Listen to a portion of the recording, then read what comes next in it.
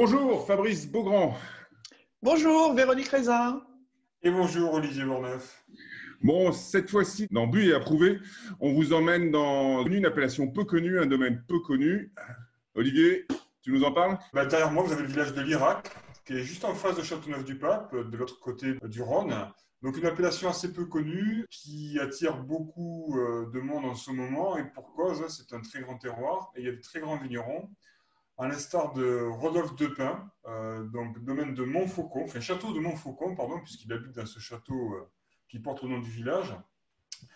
Et on va déguster donc 3 cuvées, un blanc et 2 rouges. On va commencer par Madame la Comtesse de Montfaucon, qui a la particularité d'être un 100% clairette. Le fait de raviver ce cépage, d'en faire un monocépage, c'est finalement faire écho à l'histoire, puisque c'est le cépage originel de cette appellation et de plusieurs appellations de la vallée du Rhône. C'est un cépage qu'on trouve beaucoup en Provence, donc c'est logique de le retrouver dans le sud de la vallée du Rhône. Oui, absolument. Sauf qu'on avait un petit peu oublié, plutôt pratiqué un assemblage. Dans les châteaux neufs, on le retrouve, c'est ça, dans les châteaux neufs blancs? Ouais. On en trouve De plus en plus maintenant. Bon, il y a quelques grands vins de Clairette quand même. En Provence, je pense à Château-Simone. Je crois que Fonsalette, il y a une belle proportion de Clairette. Donc c'est un cépage dans les mains de bons vignerons. On sait que ça peut produire des vins intéressants quand même. Bon, moi j'adore le nez là. Ouais, c'est super exubérant, mais ouais. Fin, frais. Dans la Provence quand même, on est. Avec tes notes un peu anisées, fenouil, là, tu vois le. Absolument. C'est une des grandes qualités de la clairette, c'est à défaut d'avoir une grande acidité comme peut l'avoir le Riesling, il y a une fraîcheur mentholée, anisée, florale, qui tapisse tout le palais. C'est sudiste dans la gourmandise, mais c'est frais comme un vin du Nord, quoi. Il y a beaucoup de construction quand même, c'est hyper large, c'est assez sphérique aussi, ça finit tendu, avec des petits amers, mais qui sont structurants, quoi, qui sont vraiment agréables. Ah, t'as un vrai vin du Sud quand même. Il y a du gras, il y a de l'ampleur. Mais même s'il n'y a pas cette acidité que tu mentionnais, Olivier, je trouve que tu as une fraîcheur qui fait qu'il y a un équilibre qui est remarquable. On n'a pas cette impression de chaleur, de cagnard qu'on peut avoir dans certains vins blancs du Sud. Ça fait que 13,5. Ouais. Je veux dire, cette puissance, elle est structurelle, elle n'est pas construite sur l'alcool. Et puis, il y a une espèce de densité, de largeur, c'est un grand vin. Et ça vieillit admirablement bien, quoi. On est sur le millésime 2017, donc finalement, on le cueille un peu sur les prémices de son évolution. Et ce qui est extraordinaire sur cette cuvée en particulier, c'est qu'en vieillissant, on va vers le Bourgogne. On va vers des grands meursault, des grands Puligny-Montrachet. J'avais un petit a priori sur 2017 en disant que c'est trop jeune. C'est-à-dire certains domaines retiennent la vente, la commercialisation de leur blanc quelques années parce qu'ils savent que ça devient explosif. Là, c'est impressionnant pour un 2017 quand même. Là, je pense que dans 5 ou 10 ans, ça va être une très très belle bouteille. Mais quelle note vous mettez là? Moi, je vais être à 16,5. Moi, j'aurais mis 16. Moi, je vais mettre 16,5. Allez, on passe au deuxième, Véronique. Alors moi, je voulais vous proposer l'entrée de gamme. Parce que l'entrée de gamme, c'est ce qui donne aussi le style du vigneron. Et donc, on va goûter une Côte du Rhône, toujours en 2017. Donc, c'est un simple Côte du Rhône, a priori. Ah oui, c'est vrai. D'appellation l'Irak. L'Irak, on ne l'a pas précisé. C'est très peu connu parce que historiquement, je crois que c'est plutôt une appellation qui est basée sur une production de coopérants. Et il y a assez peu de ténors qui ont pu porter l'appellation.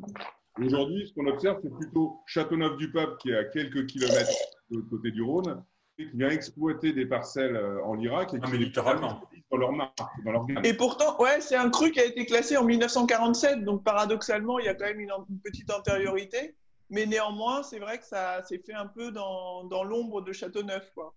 Et aujourd'hui, on est en train de redécouvrir ces terroirs aussi pour une question aussi de rapport qualité-prix, faut le dire. Alors, ce Côte du Rhône, là, parce que moi, j'adore. Ouais, c'est vrai que ça pinote. Ça pinote, c'est très dentelé, c'est tout pointillé, comme ça, c'est super bon.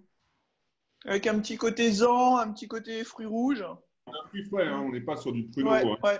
Et franchement, quand tu goûtes ça, tu crois pas aux portes dans la Méditerranée, quoi. Tu as l'impression d'être vraiment plus nordiste. Puis c'est très délicat. Je trouve qu'il y a vraiment beaucoup de douceur dans les tanins. Délicieux. Pas de sensation chaleureuse, alors qu'on gagne un demi-degré d'alcool sur le blanc. Et c'est le Côte du Rhône longiligne, suave, pas du tout large, confituré, avec des tanins qui seraient asséchants. C'est la grande C'est place. super fin. Ah ouais, j'adore. Quoi. Il y a une ligne directrice quand même. Tu vois que c'est un domaine qui essaye d'avoir des vins d'équilibre et d'éviter de monter un peu trop dans l'alcool. Hein. Absolument. On sent le vigneron qui est plutôt influencé par la partie nord de la France. Ouais. Le vigneron qui cherche un peu, qui a des maîtres en Bourgogne, tu vois, je pense. Oui, non, complètement. Des maîtres en Méditerranée. Et puis avec des élevages justement très mesurés, très maîtrisés, où on n'est pas dans la recherche du boisé ostentatoire, fardé, etc. Quoi. Donc c'est très ajusté. Là, c'est que de la cuve béton. Et enfin, c'est un bon choix, je trouve, parce que du coup, ça laisse toute sa place à ce fruit comme ça, très volubile.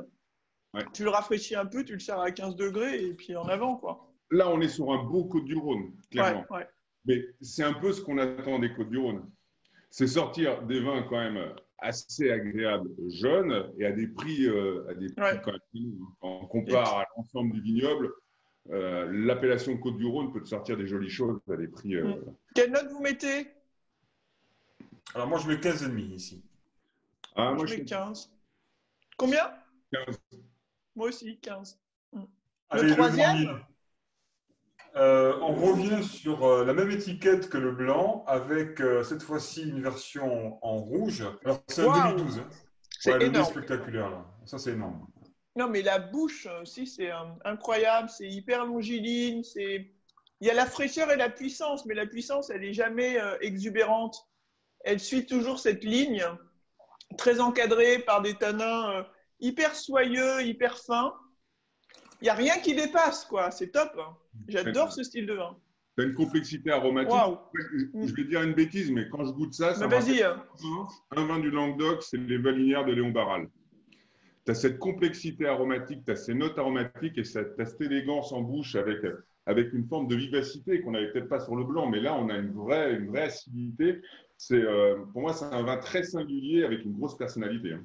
Mais ce que j'aime bien aussi, dans les arômes, c'est que c'est pas non plus too much, quoi. Parfois, tu as une espèce d'exubérance qui est un peu fatigante. Au début, tu dis, c'est sympa, c'est parfumé. Puis t'en bois 2 verres et t'en as un peu à la casquette parce que c'est trop, quoi. Et là, c'est toujours, je trouve, c'est vraiment dans la mesure. J'aime bien. Peut-être l'assemblage, hein. Tu as peut-être cet effet too much quand tu es sur un monocépage. Ouais. Là, chacun tempère, chaque cépage tempère l'autre. Tu peux arriver à composer et à obtenir ta vision du vin qui est celle-ci. On dit que les grands vins font parler, ça fait 10 minutes que vous échangez tous les deux. Ça fait boire. Ravi. Ça veut dire que le vin vous plaît. Ah, j'adore ça. Ouais, c'est très c'est bon. vraiment un grand vin. Je reviens sur ce que disait Fabrice.